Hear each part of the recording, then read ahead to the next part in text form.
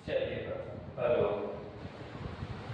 चलिए, ध्यान दीजिए, ध्यान दीजिए कि पिछले क्लास में हम लोगों ने पढ़ा था कि जनरल प्रविष्टियां। जनरल प्रविष्टियां में मान लीजिए कि पूंजी लाया जा रहा था, पूंजी पर ब्याज दिया जा रहा था और ड्राइंग किया जा रहा था, ड्राइंग पर इंटरेस्ट दिया जा रहा था।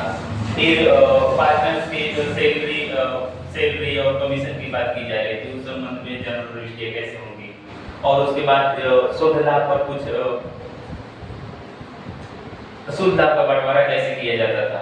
इन सारी चीजों के बारे में हम लोगों ने पढ़ा था जनरल प्रविष्टियां के बारे में।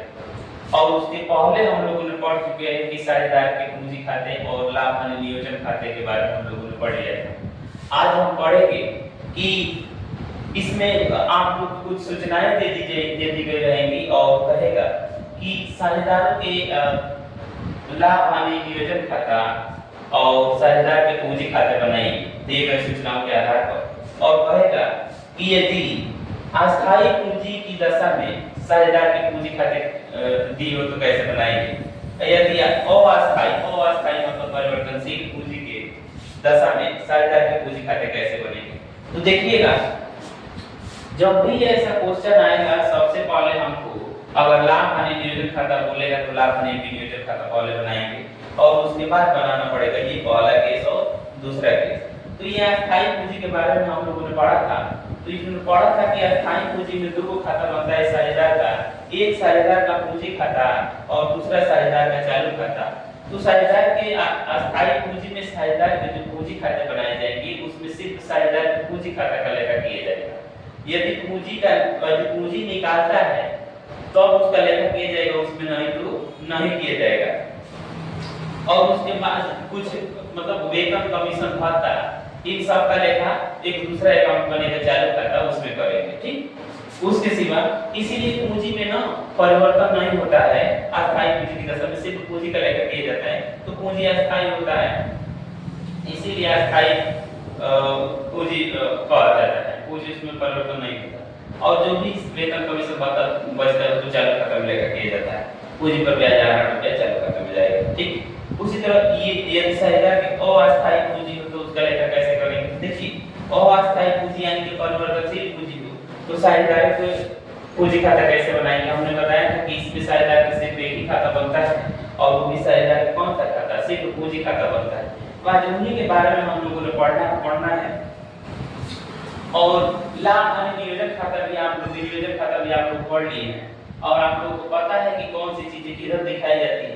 तो थोड़ा सा हम इधर देखेंगे और उसके बाद हम बनाते चले जाएंगे। आते हैं पहले पीएल एप्रोप्रिएशन बनाया जाएगा। जैसे जब भी ऐसे दिया रहेगा हमको देख लेना है कि कौन कौन सा खाता बनाना है। अगर पीएल एप्रोप्रिएशन नहीं दिया है तो नहीं बनाएंगे और दे दिया तो क्या करेंगे, बना देंगे। तो आइए पीएल एप्रोप्रिएशन अकाउंट को पहले बनाएंगे। तो यहाँ पे लिखेंगे कि पीएल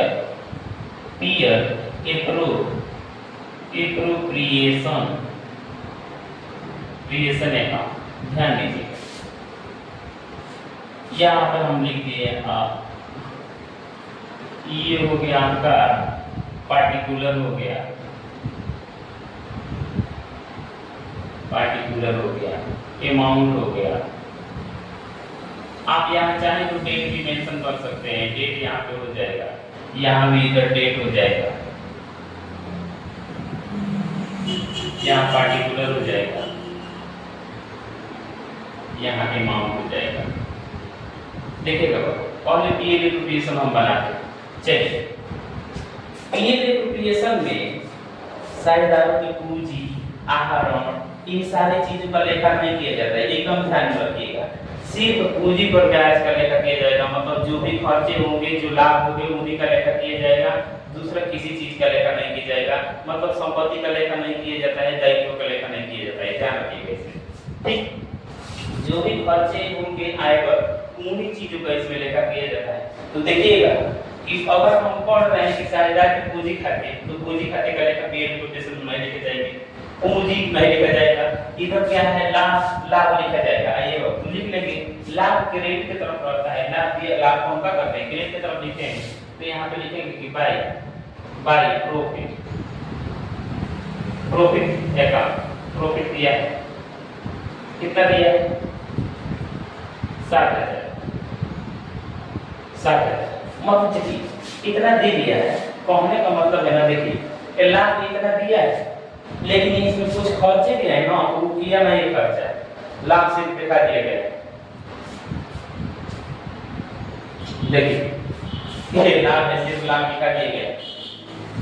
देखिए मतलब ये क्या है, वेतन का लेखा नहीं किया गया, कमीशन का लेखा नहीं किया गया, पूंजी पर ब्याज नहीं लिखा गया, आरंभ ब्याज नहीं दिया गया, तो इन सब का लेखा पत्र हमको सूद लाभ निकालना रहेगा और उसी सूद लाभ को सैद्धांतिक पूंजी खाते में क्या करेंगे, बांटेंगे। तो देखिएगा आते हैं तो हम देखेंगे कि ए का वेतन यहाँ पे लिखेंगे कि to A's salary account, A salary account कितना है? 3,000 लिखेंगे। बी का कमीशन यहाँ पे लिखेंगे 2 बी कमीशन कितना है? 2,000 लिखेंगे। और देखिए पूंजी पर 5% की दर से ब्याज दिया जाता है। पूंजी पर ब्याज का खर्चा है, खर्चा को भी क्या करेंगे, इधर ही लिखेंगे। ठीक, यहाँ पे लिखेंगे कि मतलब फर्म का खर्चा है, फर्म देगी तो उसका एक खर्चा है, तो लिखेंगे कि इंटरेस्ट ऑन कैपिटल। यहाँ पे लिखेंगे कि ए और बी। देखिए ए का पूंजी पर ब्याज कितना आएगा, कितना परसेंट की दर से? 5% की दर से लगाया जाता है, तो 10 का 5% 500 आएगा, तो यहाँ पे लिखेंगे कि ए पे 500। उसी तरह बी का कितना है? बी का है 20,000, 5% की दर से 10,000 रुपया आएगा, यहाँ पे लिखेंगे कि 1,000 हो जाएगा, यहाँ पे 1500। और देखिए आहरण में किस तरह से ब्याज? आहरण पर फर्म को जब ब्याज और ले तो ये फर्म को क्या होगा, लाभ होगा। खाता बनाएगी फर्म तो क्या करेगी, इसको क्या लाभ की तरफ लिखेगी, तो इसको भी क्रेडिट की तरफ लिखा जाएगा। ये लाभ है तो लाभ में क्या करेंगे, जुड़ जाएगा, तो यहाँ पे लिखेंगे कि बाय इंटरेस्ट ऑन। अच्छा आईओडी हम लिख देंगे, इंटरेस्ट अंडर में समझ में आ जाएगा, मतलब आईओडी। अच्छा ये लीजिए पूरे लिख दे रहे हैं, इंटरेस्ट ऑन ड्राइव ए और बी।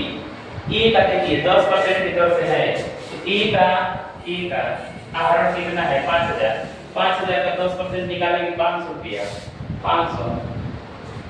अब कितना है? 8,000 का 10% 800, कितना हो जाएगा बाबू? 1300। आई अब कुछ नहीं है, दे देंगे कि इधर का ज्यादा है, लेके आएंगे 60 है, 61,000 कितना? 300, 61,300 को 61,300 में से क्या करेंगे? देखिए घटा देंगे, कितना हो गया? 3 और 2 5 और 5 एक 6,500, 3 2 5 एक 6,500, ये हो गया आपका 6,500। और 6,500 में से क्या करना? 6,500 है, 61,300 में से घटाना है 61,300। एवं देखिए 0 को 0 हो जाएगा, 0 को 0 और 13 में से 5 गया 8, ये हो गया 0 10 में से 6 गया 4, ये हो गया 5। देखिए मतलब 54,000 कितना? 54,800। यहाँ पे लिखेंगे कि 54,800। यहाँ क्या लिखेंगे बाबू? देखिए ये प्रॉफिट हो गया, मतलब क्या हुआ? लाभ ज्यादा हानि कम, मतलब प्रॉफिट आ गया हमारा। अब प्रॉफिट आ गया तो लिखेंगे कि तो profit transfer transfer to partners capital. अब देखिए ए और बी में बांटेंगे, अब यहाँ कुछ नहीं दिया है, बोला है सूचनाओं के आधार पर इतना, ये नहीं बताया कि साझेदार के किस अनुपात में बांटा जाएगा, मतलब अनुपात नहीं दिया है, किसमें बांटेंगे?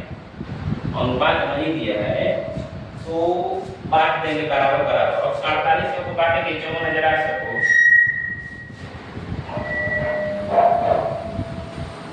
54,800 को हम बांटेंगे 2 भाग में। देखिए 2 से भाग में देंगे तो क्या हो जाएगा? 2 दूना 4, 7 दूना 14, 27,400, 27,400,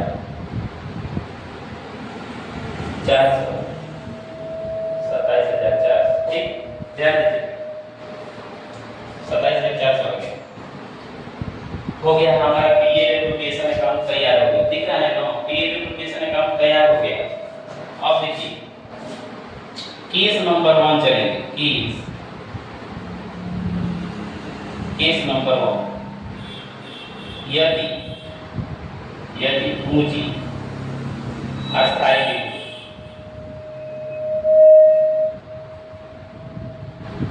यदि पूंजी क्या हो,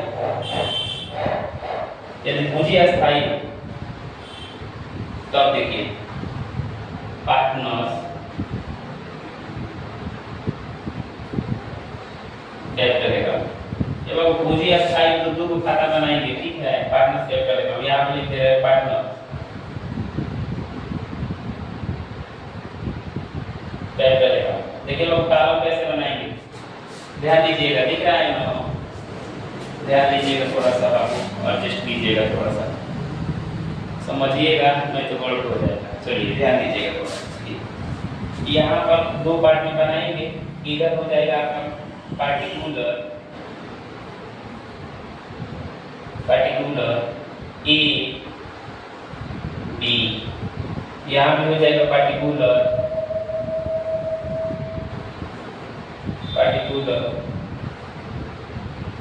ए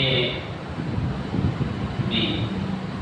पूंजी अस्थायी तो खाता बनाते हैं, दिमाग में रखिए, पूंजी अस्थायी है तो खाता बनाएंगे, दो को बनाएंगे। ई पहला हो गया साझेदार के पूंजी खाता, तो दूसरा क्या हो जाएगा पार्टनर्स। चलिए बाद में इसे बना देते हैं, देख लीजिएगा। पार्टनर्स करेंट अकाउंट देखिएगा, पार्टनर्स कैपिटल अकाउंट हो गया। अब पार्टनर्स कैपिटल अकाउंट में पूंजी अस्थायी तो सिर्फ पूंजी का लेखा करेंगे, और पूंजी कितना है देखिए, लिखेगा कि बाई बैलेंस बीडी। ध्यान दीजिएगा कि पूंजी खाता बनाएंगे तो पूंजी साझेदार पूंजी रहेगा, मतलब जो भी खाता बनाइएगा और जिस चीज का उसमें लेखा करना होगा ना, अगर उसी चीज का, तो उसका नाम नहीं लिखेंगे, बैलेंस बीडी के नाम से चलता है, ठीक। तो बैलेंस बीडी हो जाएगा। अब बैलेंस बीडी में ए की पूंजी कितना है 10,000, अब बी की पूंजी कितना है 20,000। ए बाबू देखिएगा, पूंजी पर ब्याज था, पूंजी पर ब्याज कितना आया है, पूंजी पर ब्याज आया है ए का 500, बाई यहाँ पे लिखेंगे बाई इंटरेस्ट ऑन कैपिटल कितना आया 500 और 1000, ए का 500 आया और बी का 1000। नहीं, एक थोड़ी गलती हो गया, ध्यान दीजिएगा, ध्यान दीजिएगा। अभी हम बताए कि पूंजी पर ब्याज का लेखा क्या करेंगे, नहीं करेंगे, सिर्फ इसमें अस्थायी पूंजी है तो सिर्फ साझेदार के पूंजी खाते का ही लेखा करेंगे। इसमें पूंजी पर ब्याज वेतन कमीशन का लेखा क्या किया जाएगा, नहीं किया जाएगा। एकदम ध्यान में रखिए कि कुछ नहीं करेंगे, सिर्फ बैलेंस बीडी करके उनका पूंजी दिखा देंगे, और पूंजी पर ब्याज का लेखा किधर से किया जाएगा, उनके चालू खाते में किया जाएगा। तो ध्यान दीजिए, कुछ नहीं है। अब यहाँ क्या हो जाएगा, इनका पूंजी कितना है 10,000, और यहाँ पे कितना हो गया 20,000। दूसरे पक्ष में लेके आएंगे तो बी में 20,000, और ए में कितना हो जाएगा 10,000। यहाँ पे ऊपर करके दिखा देंगे, एक दिखा देंगे इतना, और ये कितना हो जाएगा 20,000। यहाँ पे लिख देंगे टू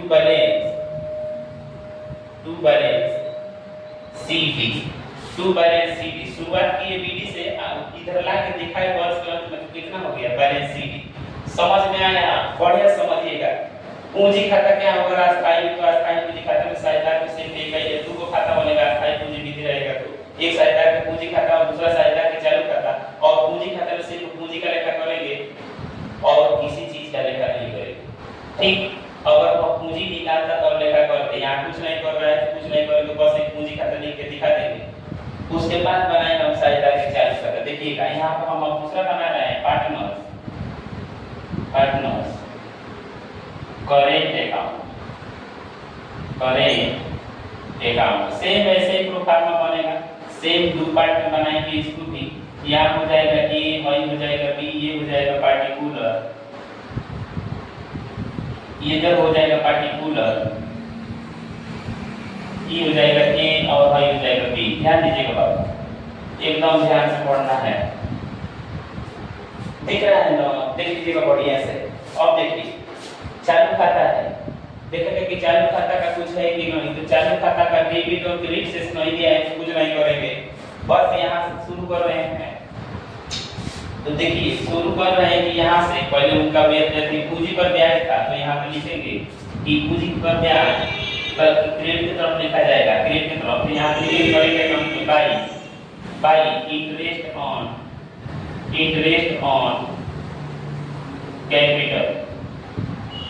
ये का कितना इंटरेस्ट ऑन कैपिटल? अच्छा है आई को सी मैं लिख दे रहा हूँ यहाँ पे, आई को सी इंटरेस्ट ऑन कैपिटल लिखेंगे तो देखेंगे कि ए का कितना था, ए का कितना आया था 500 और बी का 1000, तो ए में 500 और बी का 1000 लिख देंगे।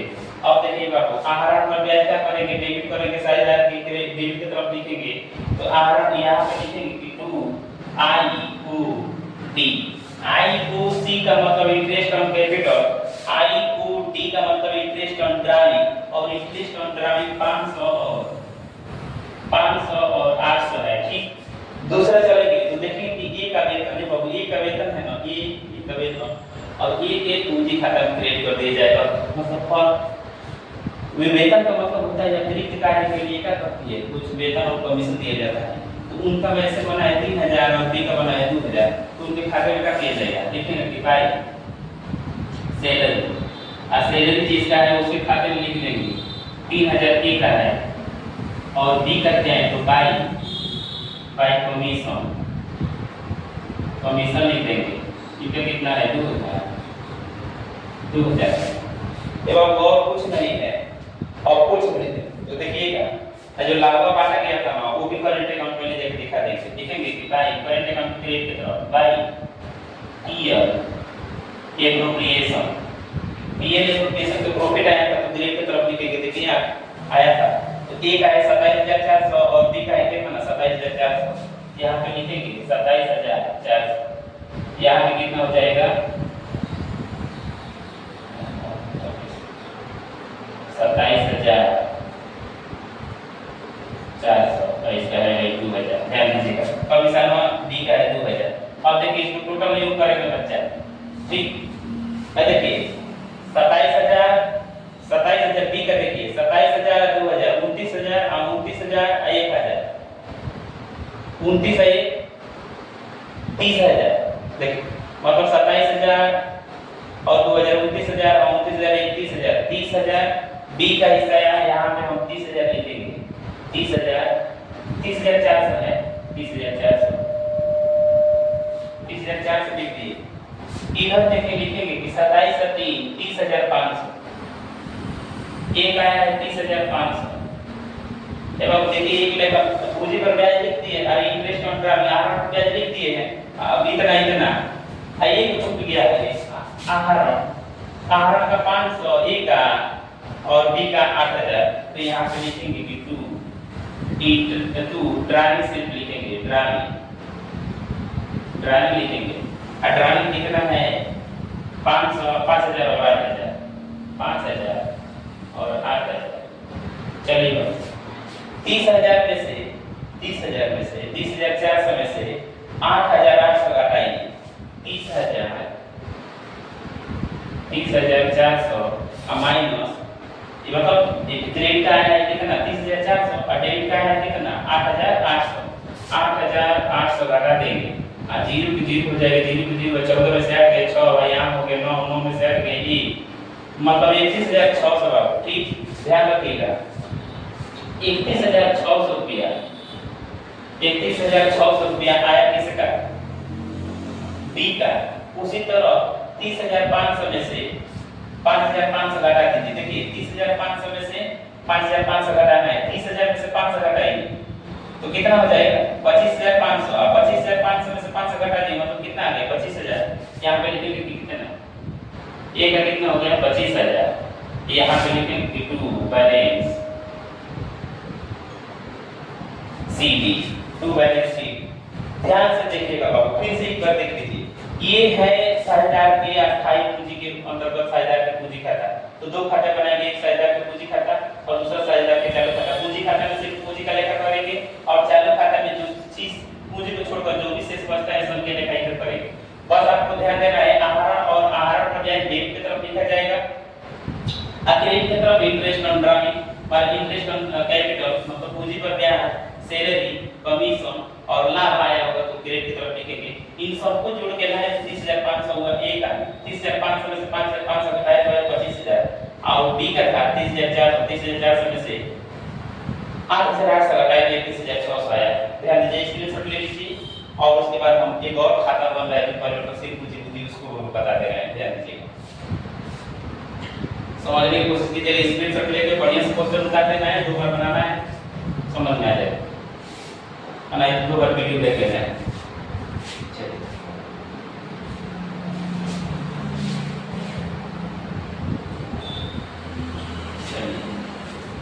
एवं कौन सा था, ध्यान दीजिएगा, पहला मेथड हम लोगों का हो गया है जो 21 का दिया था कि यदि साझेदार की पूंजी अस्थायी तो साझेदार की पूंजी खाता बनाइए, तो 2 खाता बनाया, पूंजी खाता और चालू खाता।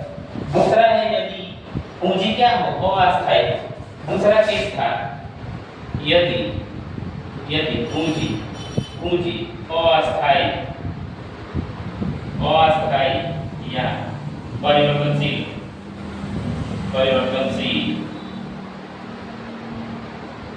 एवं अगर पूंजी विधि अस्थायी अस्थायी हो, यदि पूंजी विधि परिवर्तनशील हो या अस्थायी हो, तो साझेदार इस स्थिति में साझेदार के सिर्फ एक ही खाता बनेगा और वो भी खाता कौन है, सिर्फ साझेदार के पूंजी खाता। ध्यान रखिएगा, तो यहाँ पे लिखेंगे कि पार्टनर्स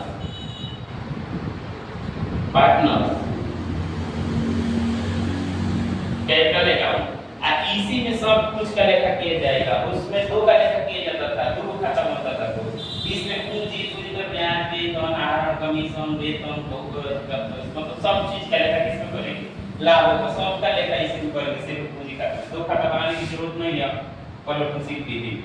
यहाँ से 2 पार्ट करेंगे, यहाँ पे लिखेंगे कि पार्टिकुलर, ये हो जाएगा आपका ए और ये हो जाएगा आपका बी। ध्यान दीजिए, ये भी हो जाएगा आपका 2 पार्ट, इसको भी बनाएंगे, यहाँ पे लिखेंगे पार्टिकुलर, ये हो जाएगा ए और ये हो जाएगा बी। चलो चलिए आइए देखिए, सब कुछ है ठीक, इसको एक ही बार बनाया जाता है, ये ना कि 2 बार बनाए दोनों को, सिर्फ इसको एक ही बार बनेगा और सारा ये जो है इसके हिसाब से बनाया जाएगा। ये बन गया तो दोनों में काम कर रहा है, ठीक। तो यहाँ पे देखिए, सबसे पहले पूंजी का करेंगे, कैपिटल अकाउंट में साझेदार को पूंजी खाता जब लिखेंगे तो यहाँ पे लिखेंगे कि बाई बैलेंस बीडी। अब बाई बैलेंस बीडी पर लिखेंगे क्या, ए का कितना पूंजी है, ए का है 10,000 लिख दिए, अब बी का कितना है 20,000, ठीक।